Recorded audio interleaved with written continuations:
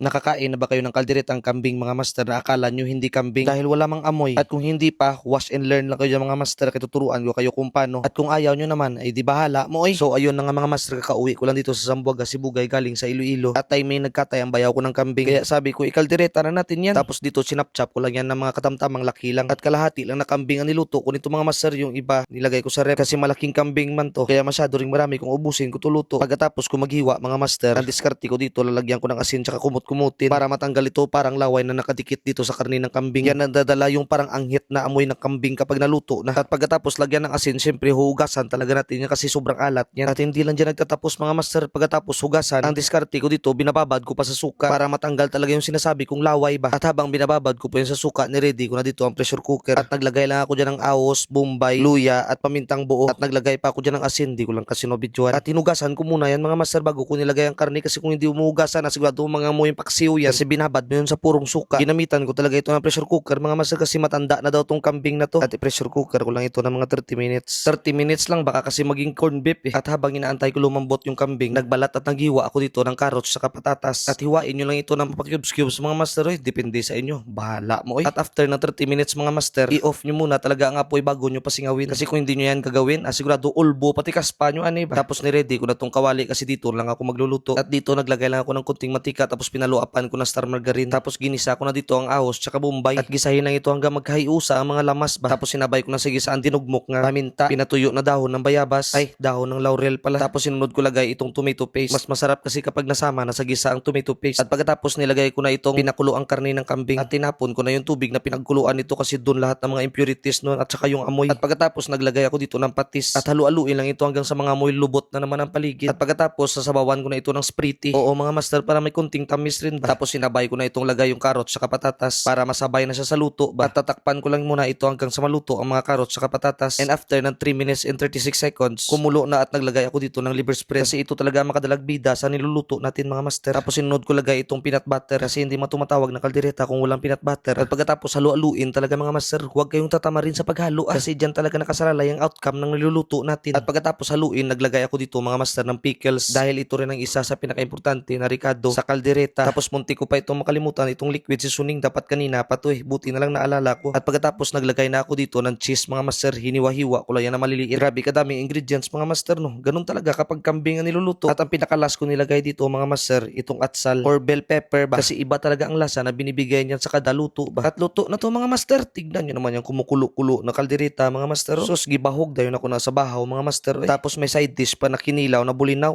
wa na. Kaya tara, kain tayo mga master. Try nyo itong diskarte ko sa pagluto ng kambing mga master. Tapos ipakain nyo sa hindi kumakain ng kambing. Tapos wag nyo sabihin na kambing pala yun. Kasi yan ang ginawa ko dito sa bahay. Kaon gyapon sila eh. Medyo mahal at marami nga lang Ricardo mga master. Pero ganun talaga kung gusto mong kumain ng masarap, mapapag-gaze to ka talaga mga master. At ang kalahati ng kambing na to mga master, abang-abangan nyo kay lulutuin rin natin yun. Kung itong kaldereta ay magastos, yung kalahati nun lulutuin natin yun. Pero simple lang. Pero masarap pa rin at walang amoy pa rin mga master. Kaya abang-abangan nyo lang mga master. Hanggang dito lang muna mga master. Kaon na mo diya oy. Bahala mo oy.